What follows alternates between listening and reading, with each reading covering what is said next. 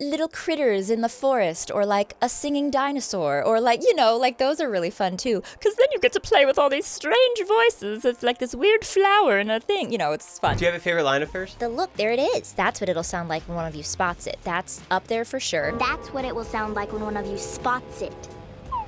I also love, oh no, what a nightmare. That's one of I say it all the time. Everyone into the hole!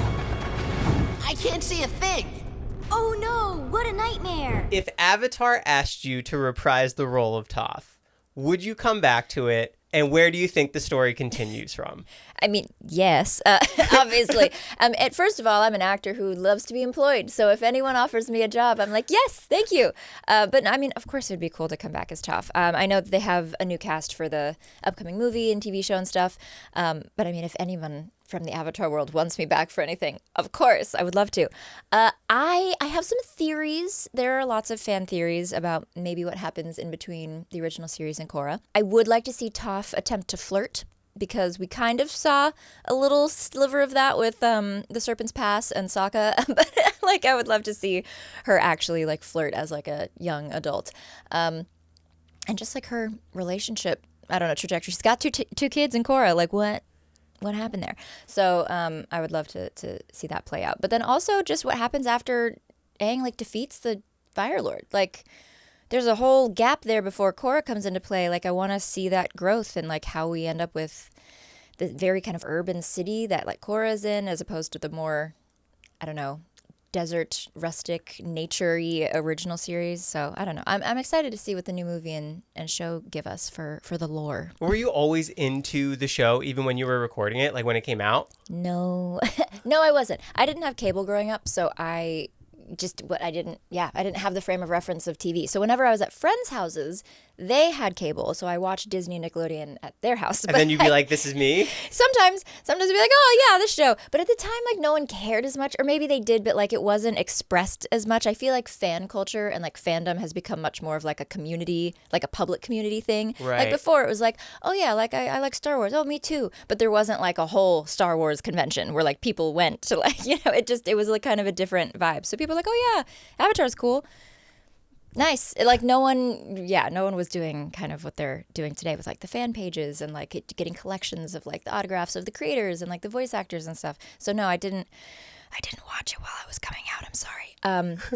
But I did buy the DVD set, I think from Target in college, because I was like, I should probably watch this all the way through.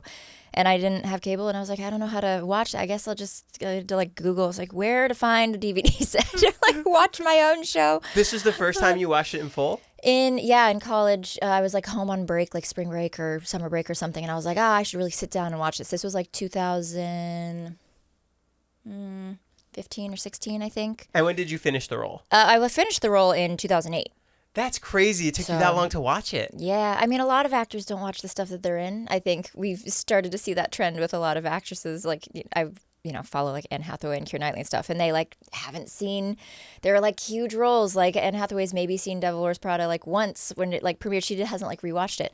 And so I think it's just, you're in the moment, you're doing the work, and then you finish the work, and then you're focused on the next work, and then you're not, Right. It's almost like, maybe not narcissistic, because if you do rewatch your own stuff to just see how it went, that's fine. But sometimes it feels a little weird to be like, I'm going to watch myself today. Like, that's, why are we doing that? Yeah.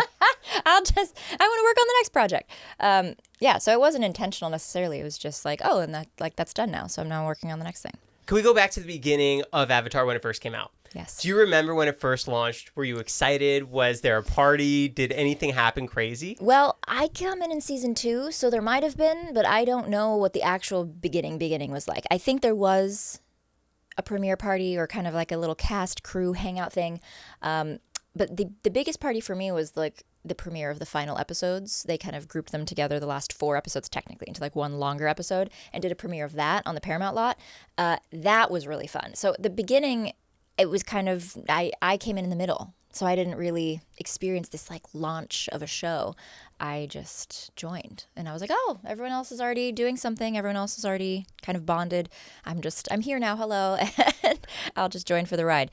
But I do know there was a lot of trial and error. They took a long time for casting. They like really wanted it to be right, and they had like a different Aang originally who recorded the pilot, and then they switched to Zach, who is Aang as you know him, and so there was a lot of time and care spent at the beginning that like I definitely wasn't around for.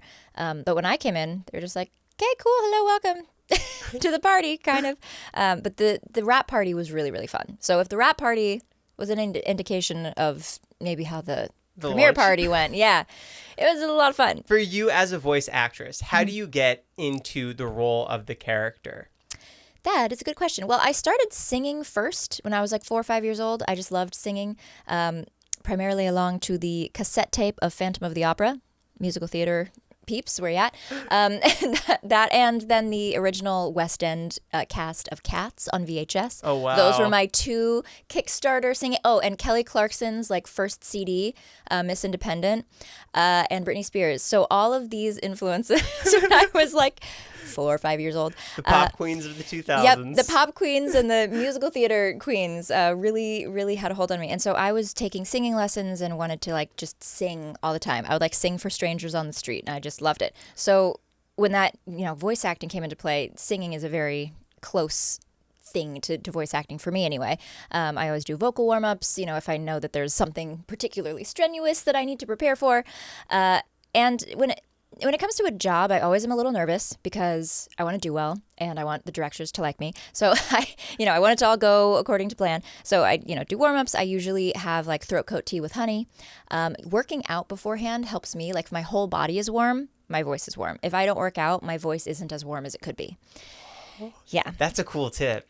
So I think, some people are a little more low maintenance. They can just wake up, roll out of bed and like sing. And I can do that if I'm singing consistently, but for me, I can tell a big difference whenever I'm working out in the morning and I like my whole body is warm. There's blood flowing everywhere, and I'm like all of me is warm, and my throat feels like stronger, and my voice feels stronger. So that's interesting for me. I try not to eat too much sugar. I don't really drink. I don't really like drink soda and like eat a ton of fast food. All of that kind of affects me first. I feel like my voice and my sinuses are the first thing to go. If I'm like a little off, if I'm a little tired, if I'm a little sick, it's the first thing to go. So I have to just be, strict with things. Will you delay your audition if your voice is a little off? It depends. It depends. I'm very grateful because right now there's a lot of auditioning happening. And so sometimes it's like, I'm not 100, but it's due in an hour, and I can get close enough to what I would perform anyway that I'll just do it. But I do text sometimes, and I'm like, can I turn this in the morning, or can I turn this in later tonight? My agent has been very patient with me for that, which is good. And then I'll just give it my best shot. But I'm very grateful. I really stay healthy for the most part. I mean, my voice might not be like 100, but it's like, 96 or something. It's like just a tiny bit. It's subtle that only I would notice. And I'm very grateful. Like I've been healthy this whole year and like That's most really of last impressive. year. And anytime I feel a little off, I try to just take care of it right then, just to avoid it getting worse. So anyway, that's the more health side of things. But to prepare for like, what kind of voice I'm going to use, or prepare for the role, or for an audition, I kind of just go with gut feeling. It's been a big lesson on multiple fronts this year, but going with the gut feeling of when I read a character breakdown, when I see a picture, I just kind of, I don't know. I just see it and I kind of like, what does it feel like? And then I just kind of see what comes out. So if it's, someone who's just really shy and just has a hard time, really speaking up and doesn't really know how to, be loud, I just kind of hide her in the back of my throat. And then if it's someone who really needs to take command of a space and it's like, go over there, Sergeant, it's, whatever. I just kind of step into the archetype. And roll with it. Although it is very fun whenever I get character voices who need to be real. So like little critters in the forest, or like a singing dinosaur, or like, like those are really fun too. Because then you get to play with all these strange voices. It's like this weird flower and a thing. It's fun. So Yeah. I just do what comes to mind, and try to give it my best shot, and then submit it and hope for the best. I love the videos of you walking us through how. Like, you're like, oh, this person's 30. Oh, mid-30s, let's give them a little higher. Yeah. It's really fun to watch. Oh, well, cool. Thanks. Has your voice changed when you first started Toph? Because you started it 15, 20 years ago? Yeah. So yeah, absolutely. I was 12 and 13 whenever I voiced Toph. So very much it was 12-year-old me. I was like a little tomboy, so like my Toph voice kind of lives in this area. That's so cool. And that one of my favorite lines to like get into character, I guess, is like, look, there it is. That's what it'll sound like when one of you spots it. And it's not like perfect, but that's me like matching my 12-year-old voice to kind of the best that I can. So I just put on a little bit of a tomboy effect. I turned off the girly girl parts of me, turned up the tomboy parts. But since then, of course, it's changed. I think I still sound young, but I definitely have a deeper register, which makes sense because I'm older. But the tone is still relatively clear. There's a little bit of texture, like if this kind of scratchiness, like there's a little bit more texture in there, but I can also be very clear and there can be no texture. So it just depends on the day and my voice. But yeah, it's changed since for sure. Some people can't hear the Toph anymore, even though like some people are like, oh, I absolutely hear it. And then other people are like, I don't hear it at all. And I'm like, all right, well, sorry about that, but I did it. I promise. Is this all years of you doing voice acting throughout, or were you in voice acting classes where you could figure out how to get these tones and create this character? No. I took a few acting classes as a kid. I was in a few workshops, especially for on-camera and commercial and just audition technique. I took a couple classes, but yeah, I'm trying to think if there's really consistent. I don't think so. I feel like I took more classes in the last couple years, honestly, to adjust to the adult industry because there's so much more expected of you as an adult than as a kid. So I needed to learn some new things. But as a kid, I think the best thing you can do as a kid is just be like 100% authentically yourself, and as an adult. But there's a little bit more, expectation because you're grown. But when you're 7, like the best thing you can do is just show up and be 7. Right. Like don't try to overcomplicate being 7. Just be 7. And then if you work for the role, you work for the role. When you get older, you have more complex characters. There's a bit more nuance maybe to a script, more adult themes. So things get a little more layered. And I feel like that's where navigating things maybe becomes a bit more complicated. But I think, throwing a kid into too many classes, acting is just reacting. Acting is just living in a reality that maybe isn't your own, but that you can live authentically in. And so if you have to, if you overcomplicate that, then you're fake living in the scene instead of just being present. So I feel like that's why the best thing you can do as a kid if you're interested in acting is just be a kid. Right. Be a kid, say the lines, try to live in the scene as best you can. Because if you start overdoing it too much, then it's so rehearsed, then it's forced, and then you're performing too much, which I'm guilty of doing definitely in the past 10 years where I'm just like, I'm doing the scene. And I'm like, what am I doing? I booked all this stuff just being myself. We need to go back to that. There's too many classes, there's too many workshops, there's too many people being like, make sure you have this technique and you're thinking about this character breakdown and you're thinking, I'm like, that might work for some people, but man, my brain gets so loud whenever I start doing all that. And then I don't even know how to be a person anymore. So maybe that's just me, but I didn't take too many classes as a kid. Thankfully, I think, because I think that would have messed with my flow. There's a lot of rules for kid actors in live action stuff. Yes. Are there rules for kid voice actors? Mostly reading ability and articulation. What does that mean? So if you're given a script cold, reading ability is important because if they're like, we're changing these lines, this is a new scene for today, you have to be able to read it. And so when you're dealing with a 6-year-old, a 7-year-old, if they can't read, that gets a little complicated. And if they want to work with you, they'll make it happen. But it's definitely helpful whenever you can hand me anything at 7 years old and I can read it. Right. No problem. And I can understand it, like for the most part. And so that is a big thing. And then second, just pronunciation. I think being an authentic kid is important. And so that's why there's a lot of mix up of like using real kids versus using like adults who are voicing kids because, the authentic kid, like kind of messing up, words and not like fully saying like everything perfectly is like important, but sometimes the delivery isn't great. So then trying to have adults mirror that can be tricky, but you need to be able to actually say, communicate well. And especially for different cartoons, there's different levels of like, they really need to be articulate and actually hit all the letters. And sometimes when you're 7, you can't quite do that yet. And so it just depends on the role. But I I don't know about rules other than that. Just I remember like taking direction, like being good at taking direction and reading well. And the fact that I had a clear tone was nice. There wasn't too much texture, so it sounded more youthful, I think. Did you have to go to an actor kid school? Kind of. I was homeschooled for 3 years, which might explain some of the weirdness, but because it got too crazy with school, and I was at a public school for 1st and 2nd grade. And then there was some teacher mishaps because I wanted to learn more. I finished my schoolwork very quickly every day, and then I was just sitting doing nothing. And then I started to cause mischief. So my mom was like, oh no, we must take you out. So I was homeschooled for 3 years. But then I wanted to rejoin the living, basically, and have, peers, people my own age, because I was so used to like working with adults. And my mom was like, we should probably be around kids my own age for just life development purposes. So 6th grade, we like went for 1 year to this one kind of small school in the valley before I went to where I went for 7th to 12th grade, which is Buckley, which is like a little private school in Sherman Oaks. And my mom was like trying to find a good private school that was kind to actors, because she's like, you're still going to work a little.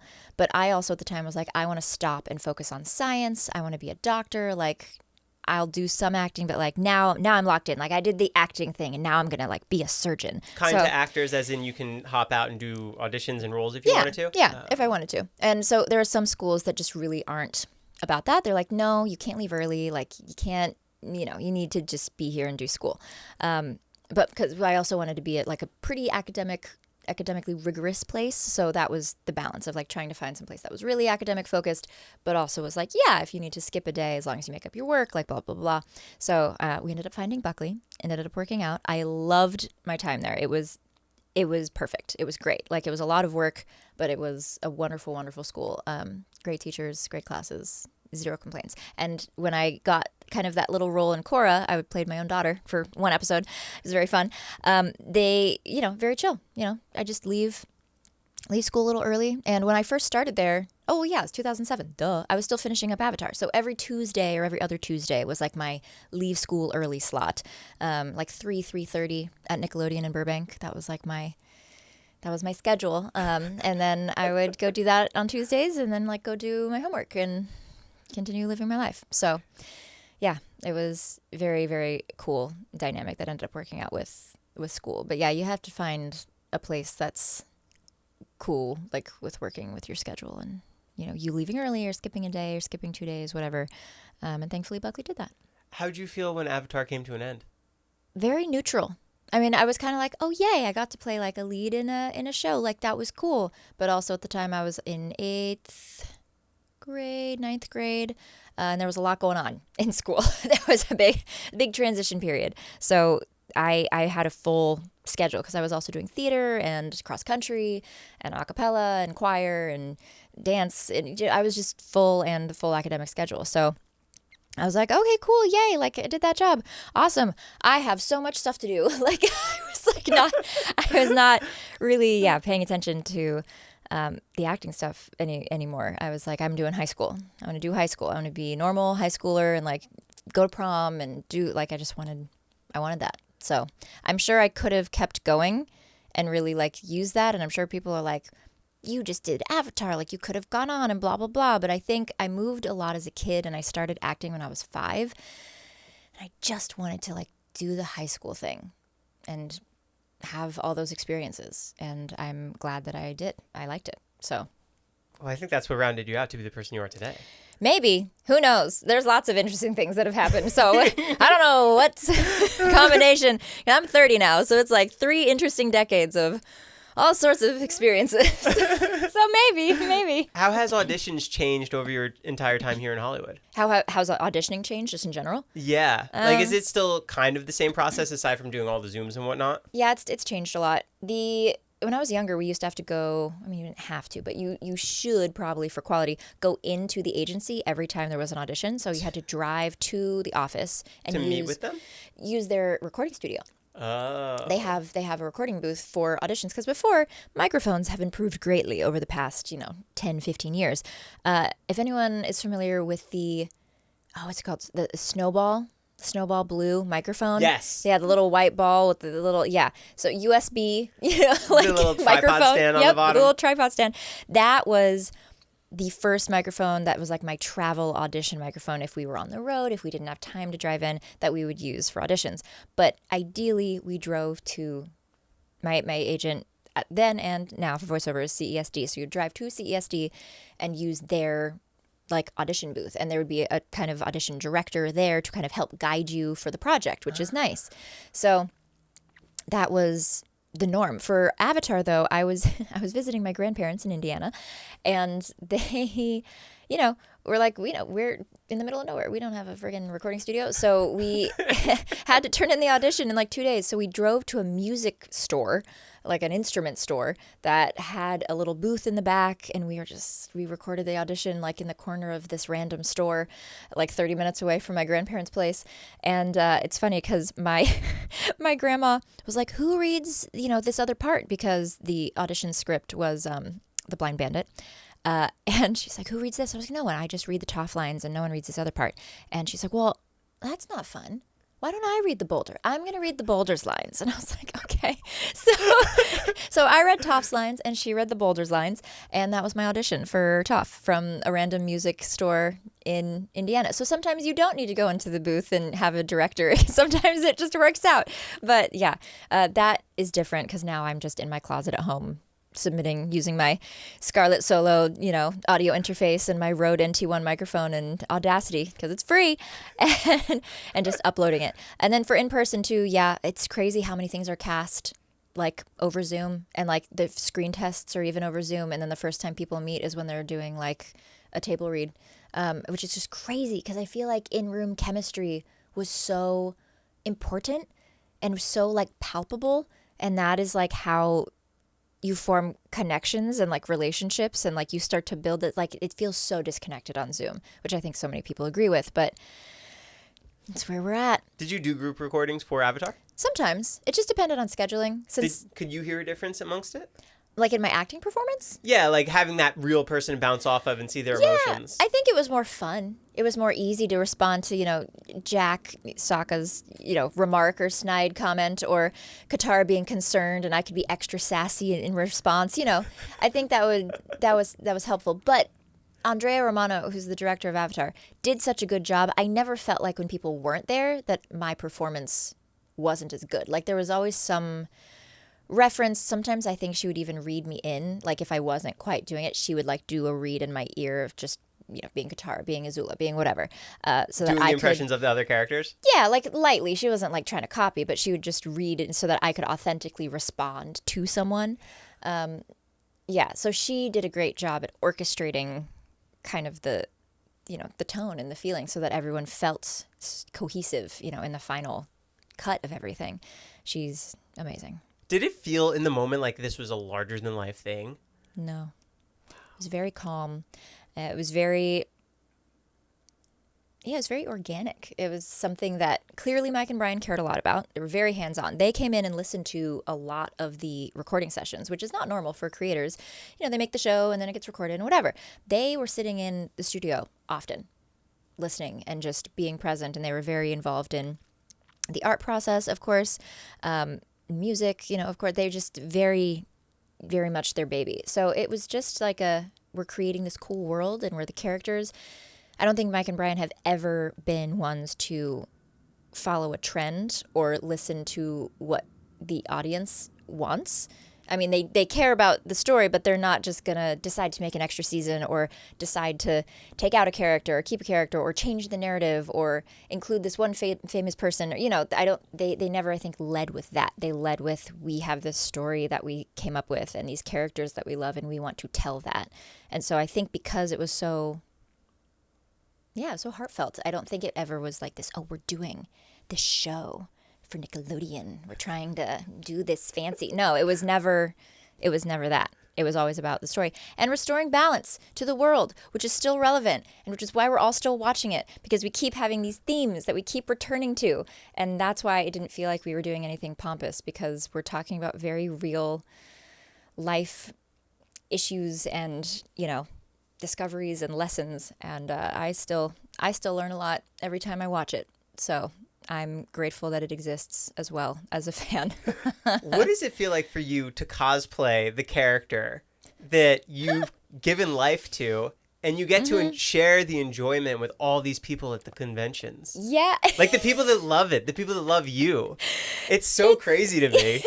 It's fun. I'm really glad that a cosplay exists of her that was easy to get, because I got one commissioned, but it's hard to travel with stuff that's, you know, handmade.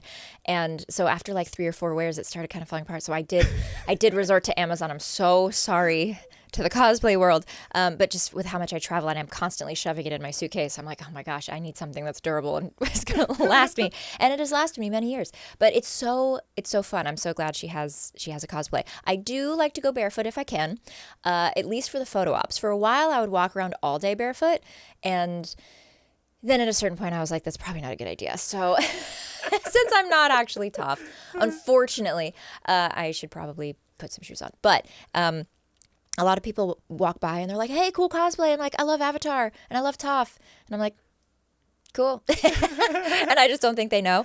Sometimes I'll say like, thanks, Twinkle Toes. And they're like, wait. That's a good impression. They're like, hold on a second. Did you wait? Yeah, it's a lot of fun too whenever I now say that I'm meeting my fellow Melon Lords if somebody else is also cosplaying. So usually on like Saturdays, depending on the con, is when I'll do cosplay for like a specific cosplay photo op, and maybe I'll wear it for the afternoon or something. And so then when I meet other lovely Tophs in line who like want to, you know, come meet me at a Comic-Con or something, I'm like, fellow Melon Lord, hello. Shall we have an earthbending lesson today? It's very fun. It's very fun. Are there any memorable fan interactions that really stick out to you that just felt like it meant a lot? There's so many. Yeah, I did not expect to be in something that was so impactful. Like, it's changed people's lives. Like, it's changed my life, but it has been so important to so many people, especially during COVID. It's brought families together. It's brought like estranged family members together. It's been a source of comfort for family members who have passed away. And this was like what people used to do with their parents or with their sister or with their husband. And like, it's such like a delicate thing to have somebody who like meets you for literally 3 minutes and tells you such an incredibly like deep connection with this thing you voiced, and then they like walk away from you.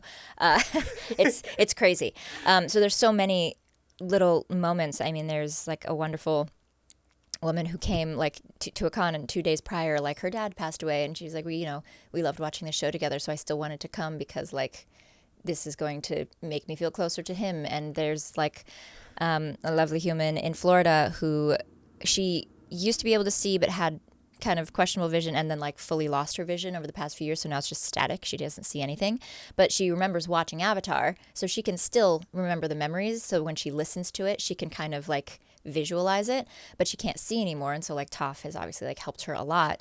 And I was like, keep it in. We're no tear bending today.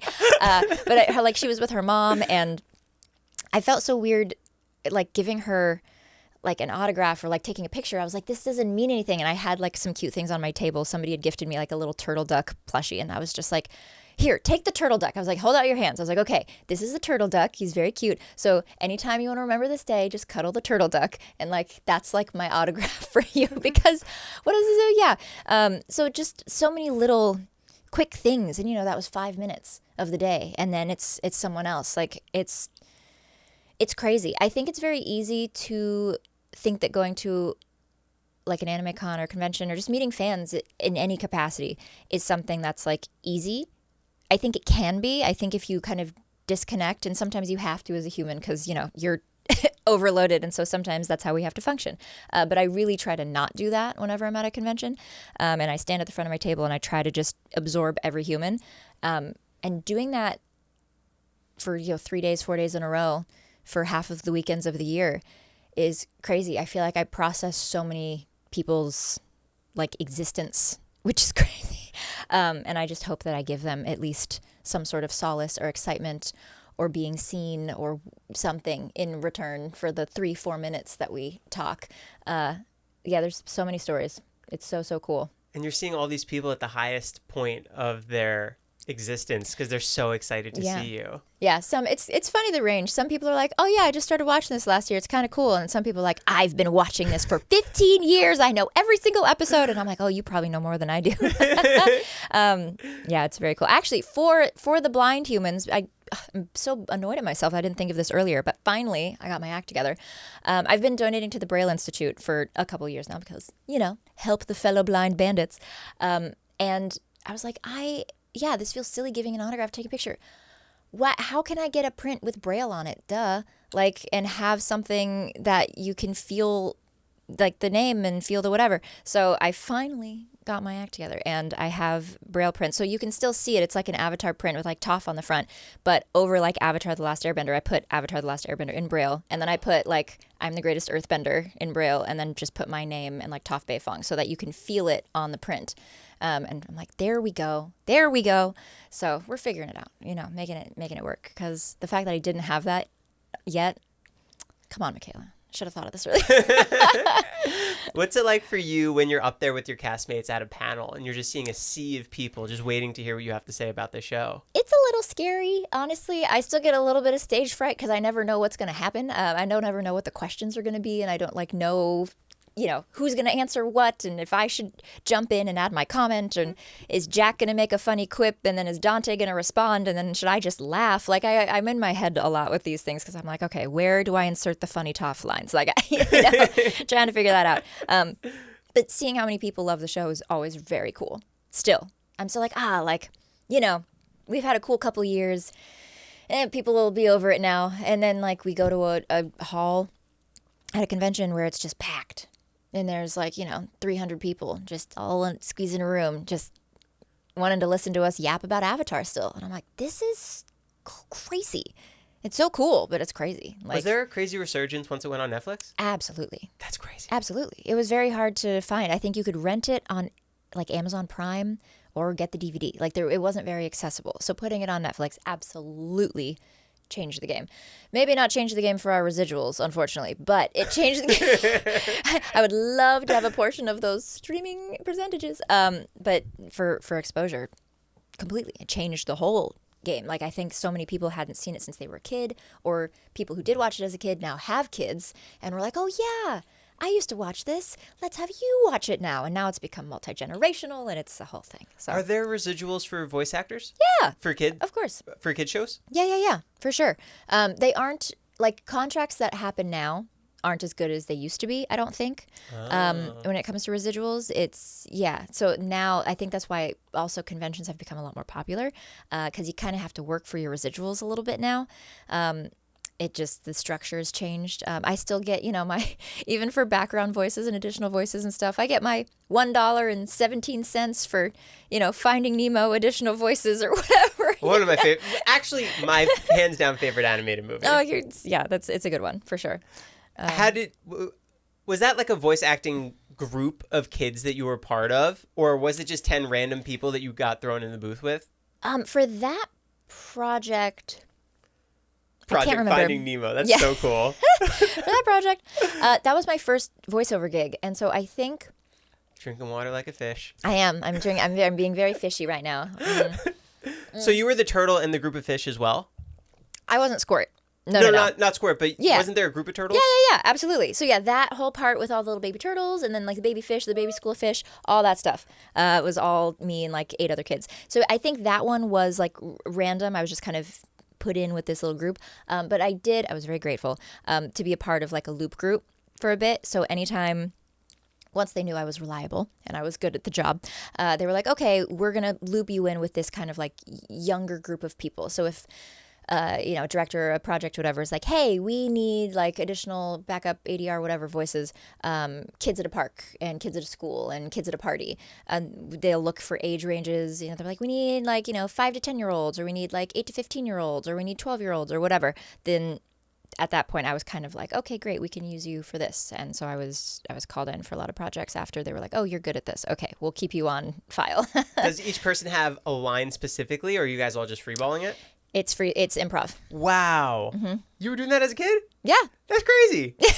Again, this is why I feel overcomplicating it with classes, because then you start overthinking. If you're okay, you're at a park, what are you going to say?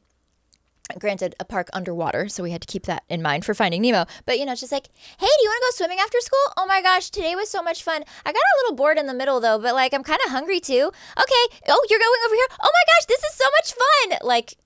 You just, you're at a park, Did you know any of the other kids in the group? Not at that point, no. But I did... if you guys recall Allison Stoner, wonderful, lovely human, who I finally met in person, actually, at NAMI Mental Health Gala a few weeks ago. She was in a lot of loop groups as well. So we were in a couple of sessions together early on. I can't remember which projects were the ones that we worked on, but there were 4 movies, I think, that we did additional voices for together. So that was kind of fun because I knew her. If you guys remember Mike's Super Short Show. Yeah. You remember that? Yeah. My Super Short Show. Yep, exactly. So she was on that, I believe. Yeah, before the Camp Rock and all that stuff. So I remembered her. I was like, oh, she's kind of Disney adjacent. She's kind of cool. And then there was one other. Was it? No. Oh, it's so long ago. It's all blurring together. I feel like there was one other person. Jeremy Shada. Who is Finn in Adventure Time. He and I had a lot of overlap. Our families were generally close. We were at a lot of auditions together, stuff like that. And so we ended up kind of overlapping a couple times with things as well. So those were my early little memories of fellow actor humans who you might be familiar with. You were in Meet the Robinsons. Yes. Is there a difference of auditioning for a movie versus a TV show, or are they all pretty similar process? Pretty similar process. I think the energy is a little different. When it's a movie, I feel like there's a little bit more weight, a bit more gravitas, whatever you say that. But it feels a little bit more of a bigger world, and TV feels a little bit more, I guess, fast. It's a little faster paced. It's more about what's happening today as opposed to what's happening this year. I feel like, But yeah, same process. Just say the lines. Usually a slate, Michaela Jill Murphy, CESD, and then say the lines. Yeah, not too much different in the process. Do you remember going to the booth for that one? For actually recording the movie? Not really, to be honest. I mean, she doesn't have too many lines. Young Franny, it's only a couple. She's amazing, but she only has a couple lines. She's only there for, maybe 2 minutes of screen time max, if that, maybe less. Yeah, recording... I remember doing Chaka's voice for Kronk's New Groove and Emperor's New School because I loved doing that character voice. So I remember booking that and being yes, I'm so happy that I get to do this voice. Did you create that character's voice too?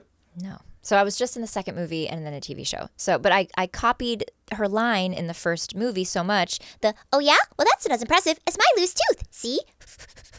Over and over again in my living room because I loved it so much. And they're we need a voice match. And I was I'm so prepared. So it was great. Yeah, so unfortunately, I was not the creator. But I did love that voice so much. For Meet the Robinsons, no, I think it was just a normal... I think it's funny because Young Franny is one of my favorite, if not my absolute favorite voice character that I've done because I just love her as a character. She and I feel like this. She's trying to teach frogs music. She likes singing. She likes fashion. She likes science. She's sassy. I'm yes, is this me? It's I feel such a kinship to this girl. I love her so much. So that's probably why I booked it because whenever I did the lines, I was this is just right in the pocket. So it didn't feel like there was too much effort or departure from just me. I feel like that was 100% just authentic Michaela energy. There wasn't any tone of trying to be more tomboy or trying to be more peppy or trying to be whatever. I was just me and booked it. So I think that's probably why it's not particularly memorable because it was just, oh yeah, this is me. Nothing too different. But I do remember the premiere for Meet the Robinsons. So much fun. Next level. I think it came out the same weekend as Chicken Little. Or maybe it was Kung Fu Panda. It was something. Something else big came out that weekend that totally overshadowed it. It's very frustrating. But lots of people love it. So it has its love. But we were at the El Capitan Theater and the Jonas Brothers came and performed because they did a couple songs for the soundtrack. And there was little plate paintings and there were lots of stuffed dinosaurs with the little arms and the big head. And I don't think it's as well thought out. There were tons of those stuffies all around. Yummy food, fun popcorn bucket. It was so much fun doing an El Capitan Theater premiere. Oh my gosh, so much fun.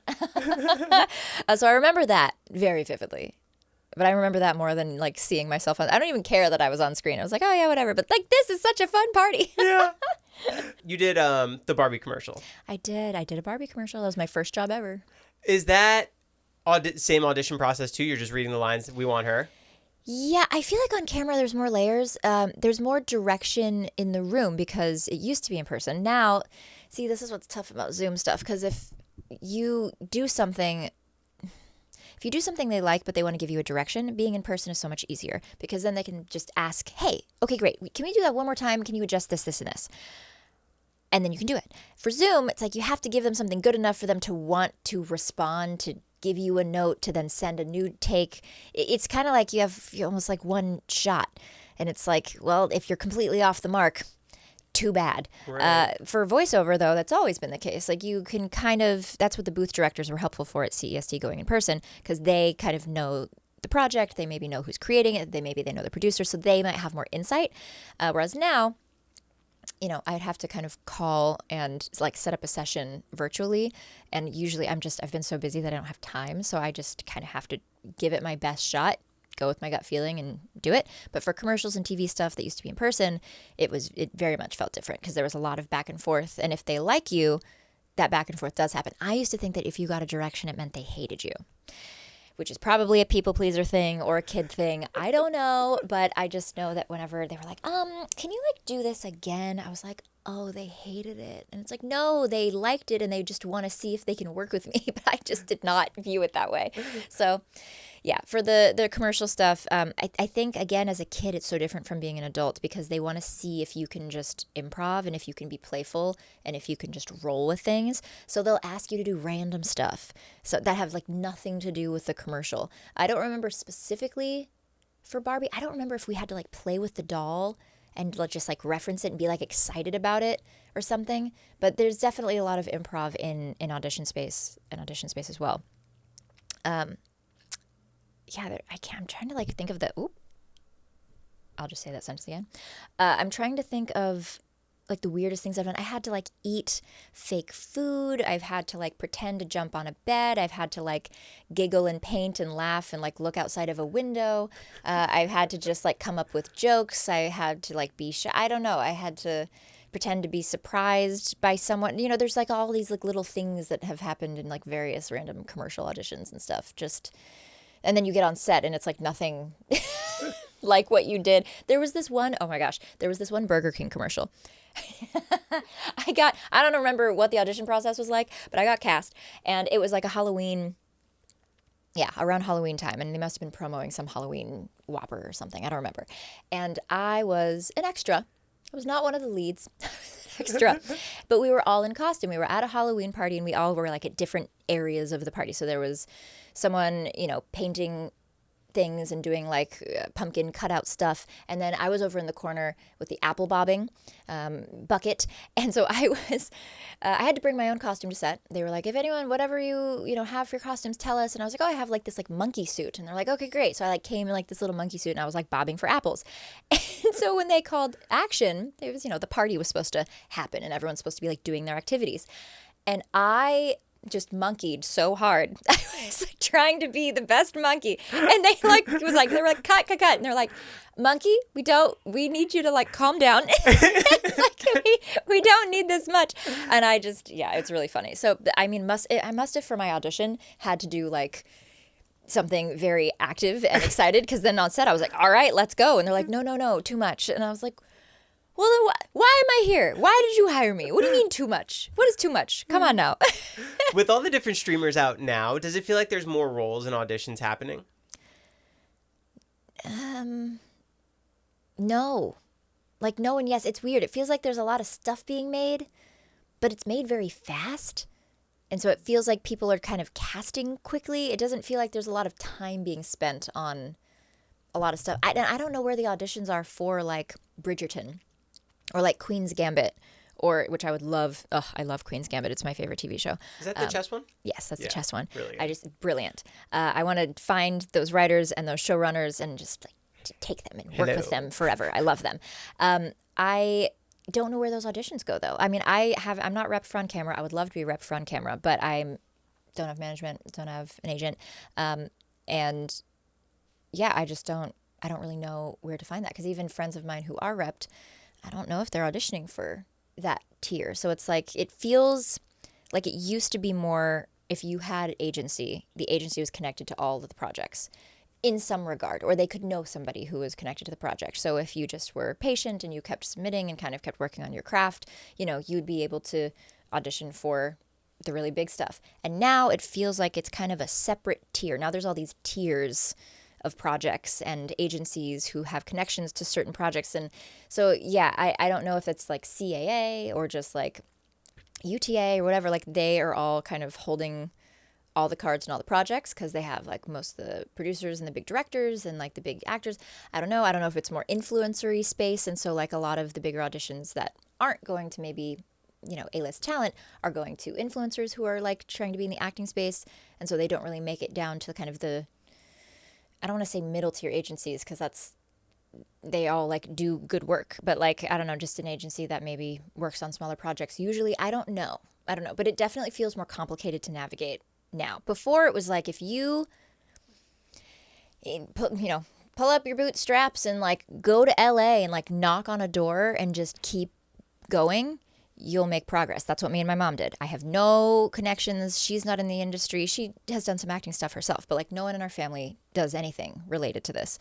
And we're from the Midwest. So, and we did not have like money to be like, hey, can we produce this and put my daughter in it? None of that was happening. It was just, we went, I said, I want to try it. We got headshots and we literally went door to door to see if anyone wanted to rep me. So that is a completely different landscape than what we're dealing with now. So yeah, it feels like auditioning and just projects feel completely different. I don't even know how I would try to be in something that I was a fan of. You know, if I was watching Queen's Gambit and it wasn't a limited series, you know, if they were going to do a season 2 or like Ginny and Georgia or something like that. Are you watching that? Yes, I haven't seen the new season yet, but I'm caught up to prep, you know, I'm ready for the new season. So I need to sit down and watch it. But like for that, I'm like, yeah, how would I could ask, but I don't even know if I'd be given the opportunity because I think there's so many people who are also doing it now. It's very, very oversaturated. What else are you watching for fun? I don't usually have time to watch anything for fun. I'm trying to remember the last time I opened up Netflix or turned on the TV. No reality shows? No Love Island? No. I listen to a lot of music. Music is like my safe space. Like what?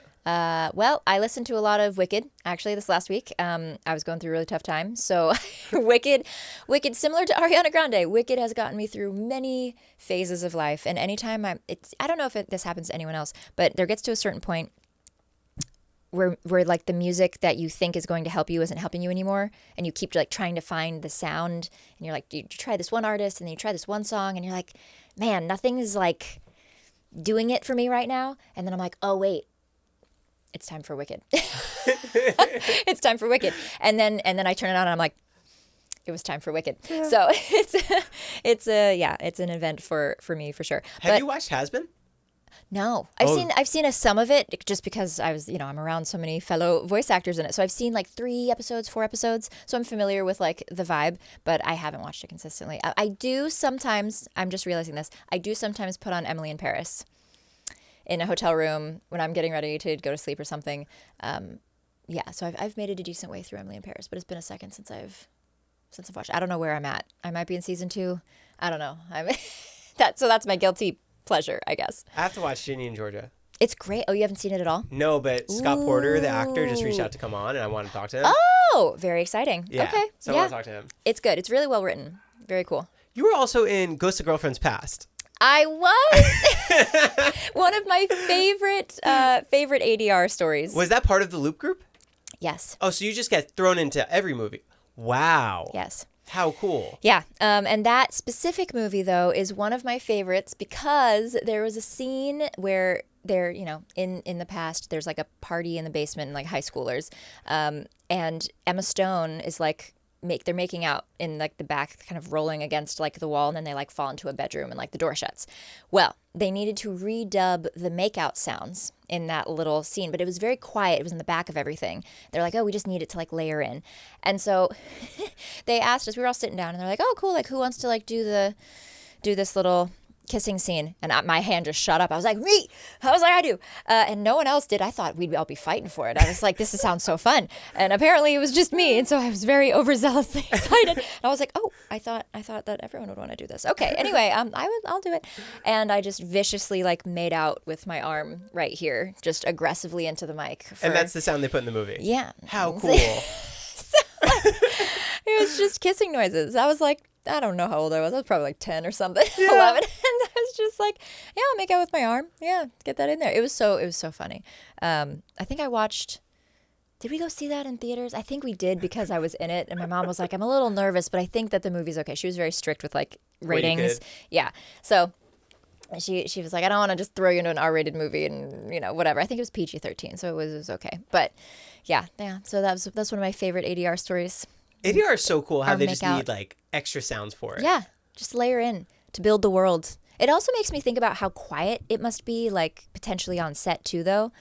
I mean, there's still like people making noise, but it doesn't feel as full as the movie. Like when you're watching a party scene, you're like, whoa, like being at a party feels like this. But then if you're in a room with 30 people, it doesn't actually feel as close as like the movie sounds.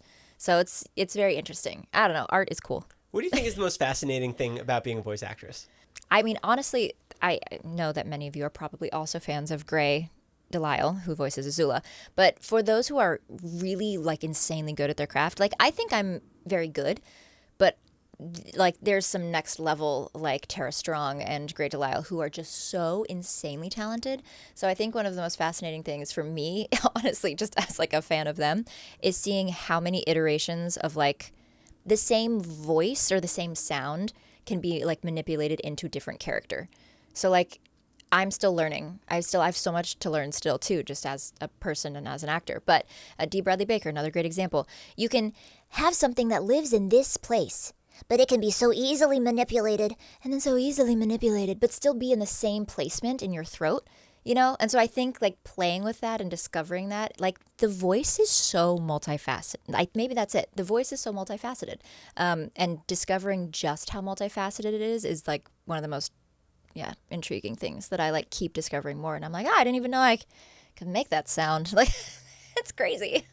That is really interesting. Yeah. Do you ever play with Toph's range?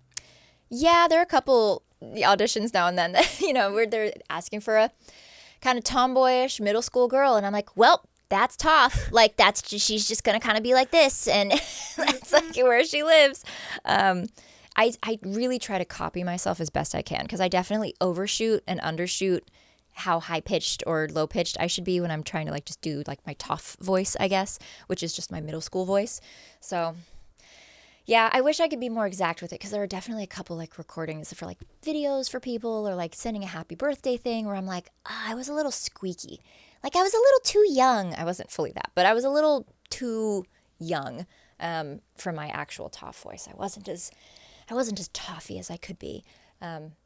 So yeah, I should probably revisit that more often, honestly, and just lock her in a little bit better. Yeah. Do you have a favorite line of hers? I really love, the look, there it is. That's what it'll sound like when one of you spots it. That's up there for sure. I also love, oh no, what a nightmare. That's one of I say it all the time, and sometimes people catch it and sometimes they don't. I love it so much. Secret tunnel stuff is a favorite thing of mine, even though I know I'm not a part of that section of the show. But, you know, greatest earthbender in the world, don't you two dunderheads ever forget it. Pretty dope. It's upside down, isn't it? Also pretty dope. She just got so many good one-liners. Melon Lord was iconic. I had laryngitis that day, so that was a little crazy because I got like 2 takes and then my voice was gone. So it worked out. But yeah, lots of good lines. Was there much improv with Avatar? There was not a lot of improv with Avatar at all, actually. Jack. This is what we need. Let's get that. Jack DeSena had some with Sokka in the, you know, his cactus juice crash out, as many of us are familiar with. There was some improv with that, but the rest of us, they knew what they wanted. They knew their characters, and it was just our job to breathe some life into them. Yeah. Can we talk con life? Sure. Let's talk con life, baby. I'm deep in the middle of it right now. Let's go. You're doing 26 cons this year? I think. That's every other week. Yeah, and yeah. A lot of them are in a row. Yeah. It's a lot. Do you ever get drained talking to so many people, like one after another? Because you have to kind of be at a certain level. Yeah. No, I absolutely do. I'm an introvert, so I definitely recharge back in my room alone, and I absolutely get drained. But there's a difference between being tired and being tired of it.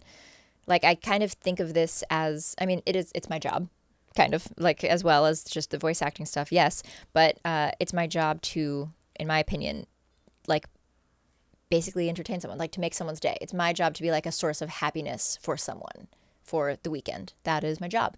So I end up, so tired at the end of the day. And usually I have to go back to my room before I go to dinner, before I do anything. Like, I have to go, usually like take off my clothing somehow, just, I don't know, like overstimulated. I'm just like, I just need to rid myself. And then just like lay or just stand. Sometimes I'll just stand and like look out of the window of the hotel like a psychopath and just like for like 10 minutes and just completely disassociate and just wait for like my consciousness to like return.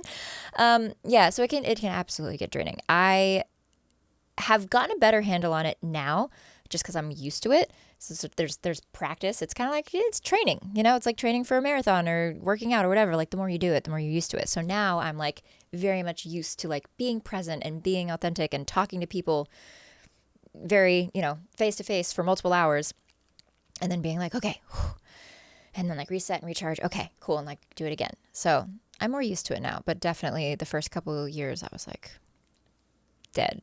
Have you met Tara Strong yet? I have. She's very sweet. We've done like a couple little TikTok-y things like a couple years ago, I think. I can't remember where we were. I think we were in like Washington State for something. Yeah. So I've met her. She's very fun. Yeah. It's always cool just meeting people. I mean, we're all tired at these things. So I feel like people are like, oh, you guys like hang out and have all these parties and get dinner and just have all these great conversations. You know, are like friends. And like, yes, that is partially true, but also everyone's tired. So like, I think people think like the green room, we're all like bonding. We're all usually just sitting quietly at tables, eating lunch, kind of like yapping about random things happening in the world. But a lot of people are just quiet, just eating their sandwiches. Just a bunch of voice actors like that voiced your childhood just all sitting around eating a turkey sandwich, It's like, it's kind of funny. Can we do some rapid fire? Oh boy, yes, rapid fire. Okay, hit me. Fire bending. Toph or Zuko, who's tougher? Toph. That was my gut reaction, but I might be a little biased on that. Favorite bending element besides Earth? Fire. More fun to voice, a hero or a villain? Oh, a villain. Why so? Because there's so much more complexity. And also, depending on if they're a villain who's conflicted, I guess, i.e. Zuko before he had his redemption arc, or a villain who's just truly evil, I believe there is a little sliver of insanity that lives in all of us that we choose not to act upon usually. When you choose to be the bigger person, you choose to be kind, you choose to forgive. But then when you're a villain, you get to not have to make those nice decisions. You get to act on the sliver of insanity of, no, I'm getting revenge, or no, I want to live in my wrath and my whatever, and kind of let those pieces of you out. Do you have a certain emotion that you really enjoy acting out? Anything, like, would it be anger? No. Sass. Sass. Anything sassy. If I can be quippy, if I can make a snide remark, if I can be at all sarcastic, I'm so happy for that. Yeah. If you could voice any other character in animation history, who would it be? Animation history? I thought you were going to say Avatar. Oh, no. Oh, there's so many things. Okay, see, I like character more than I like just voice. So maybe like Kim Possible. Ooh. Just Christy because, Carlson Romano. Yeah, just she's so cool. Speaking of Toph, I mean, hey, similarities maybe between Toph and Kim Possible, but she's so badass. I loved her. I loved her style. I loved how like secure she was in herself. She took care of business, but like she was kind and like she was cool. I loved Kim Possible as like a show. I just thought that was awesome. So yeah, that'd be my pick. Biggest celebrity you've geeked out over meeting? I did geek out over meeting Jim Cummings. I watched a lot of Winnie the Pooh growing up, so I kind of had a little freak out. We were in Pennsylvania together, sitting like 2 tables away. I think this was 2 years ago. And the first day I got there, I was like, oh my gosh, Winnie the Pooh is here. What am I should I go say hi? Should I get something signed? Should I take a picture? Wait, how weird am I going to be? Hold on. I was like, trying to figure it out. So I ended up going to Target and finding a Winnie the Pooh t-shirt. I looked it up online and saw if they have anything in stock. And they did. And so I went and got a cute little like light yellow t-shirt with the little Winnie the Pooh crew on the front. And I went and I was like, oh my gosh, like I'm such a big fan of your work. Thank you so much. And I was like, can I please have an oh bother and your autograph on this t-shirt? That was my decision. And I wore it on our podcast together when I did his podcast a few months ago.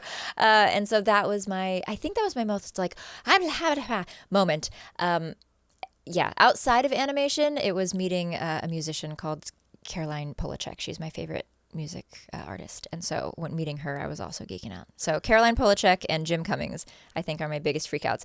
Was it Mark Hamill during the finale recording of Avatar? Nope. Didn't care. You didn't care at all? No. Really? No. Why? I don't know. I don't care. Not a Star Wars guy? I think it's cool, but like I just don't, I think it didn't connect with me the same way. I mean, I think I really appreciate people who are true to their like connection and like their authenticity, things that make them feel alive instead of just going with the flow. I liked Star Wars, but I wasn't about to just be like, oh yes, it's so great. Oh, everyone else says it's so great. It's so great. It's cool, but it just didn't resonate like with me the same way. So I didn't. I was like, oh yeah, you're a Star Wars guy. Okay. My mom was freaking out, but I was like, cool.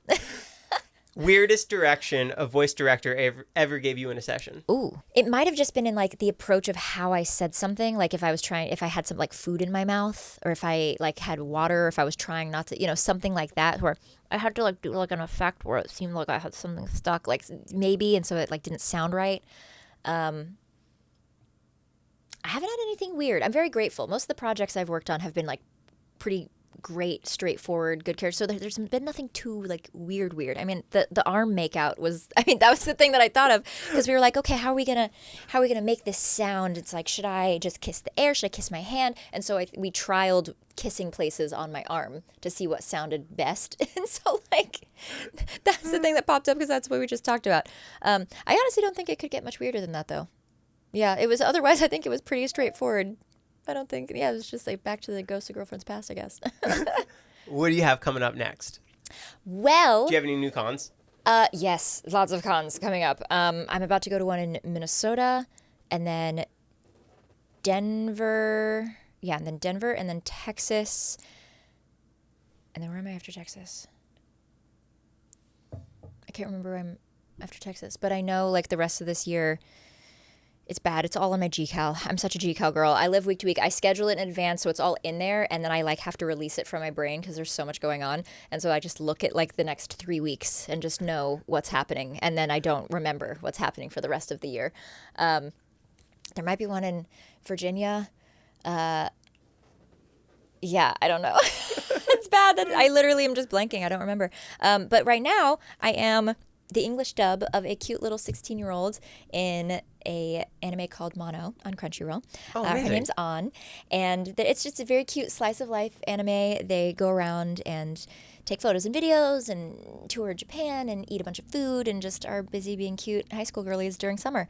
And so she's just very peppy and energetic, and she's often like, Sachan, let's go take a video over here. Like, she's just very cute. So I'm doing that right now. That's the current project I'm working on. I think we've got one more episode, a couple more episodes, something like that to record. Hopefully season 2. We'll see. It's very cute. And then auditioning. And just, yeah. And your YouTube's almost at 100,000. We're getting there. We're slowly but surely. I started on YouTube about 1.5 years ago. And I've been having fun with it. And I just want it to be authentic. I'm not trying to like overdo anything that feels fake or something that I couldn't maintain. And so it's just sharing. Lots of sharing stuff. But yeah, and then trying to do TikTok and Instagram. I'm trying to boost the socials because it seems to matter. A lot of agencies and managers, whenever you're like, hey, like I want to audition and I would love to be rep by you, blah, blah. They're like, cool, can you send us like your reel and your resume and they check your that social now? media. Oh yeah, and your social media handles and your follower count. And I was like, okay. So yes, the literal least thing you could do to just support a performer that you like, a creative that you like, is just follow them. You could even mute me if you don't want to see the stuff. But following and engagement does help too. So like people are starting to look at engagement more. So yes, that does help. But if you have 1 mil attached to your name somehow, people in a boardroom care about that. You know, a business, something is going to be like, oh, look at these numbers. This is helpful. We should consider this, which is a bummer that like that seems to be an easier way for me right now than like trying to just go off of merit in my resume. It's so interesting how that changed, because a few years ago they were like, we don't want social media people. I know. We don't want social media followers. Yeah, it's interesting. But I mean, it could change. And also I think that the entire industry is shifting a lot too. There's a lot of independent stuff being made that's really, really great. And I think a lot of the bigger production studios aren't necessarily making stuff that people like right now. There's a lot of adaptations and a lot of remakes and a lot of stuff that people aren't liking. So I took that into consideration too. And I was like, okay, I think I need to just start finding people who are making things that I like and that I'd want to be a part of and want to maybe help produce or help be in, whatever. I need to write my own stuff. Like I ended up majoring in screenwriting in college. Like I need to get back to that. So I think it's a cool place in the industry right now because it feels like we're in the Wild West again. Everyone doesn't really know what's happening. Streaming is kind of meh, and like bigger production companies aren't really putting as much money into things as they used to, and everything feels a little bit repetitive right now. It feels like we're all a little tired and we don't really know what the next era is going to be. And we're dealing with AI and we're dealing with so much technology, and now like iPhone cameras are almost as good as like a camera on a set. Like and you have it in your hand just in the living room and you live in Wisconsin. Like there's so much more access, but there's also so much, there's so much access, but also so much more content. And so there's just a lot to wade through. But because of that means we don't really know what the next era is going to be.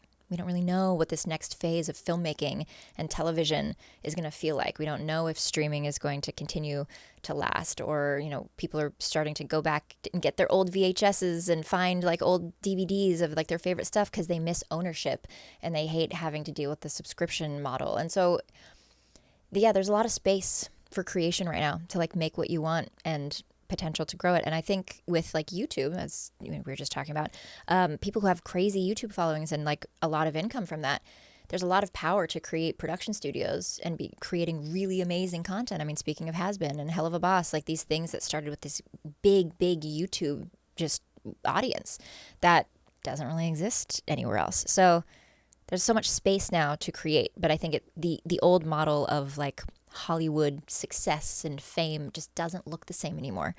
I don't know if there's ever going to be like a Scarlett Johansson like she is. I feel like there's too many avenues now. It's just changed. So I don't know. And I'm trying to figure out what that means for me too, and on-camera stuff that I hopefully will get to venture into or go back to theater. And, you know, there's a lot to explore, but it's definitely changed a lot. Well, I'm excited to see what you do next. Me too. Guys, go subscribe to Michaela's channel. Oh, yeah. It's going to be linked down below. And subscribe here. And awesome. Thanks so much for coming by. Yeah, thank you for having me. Cool. That was great. Amazing.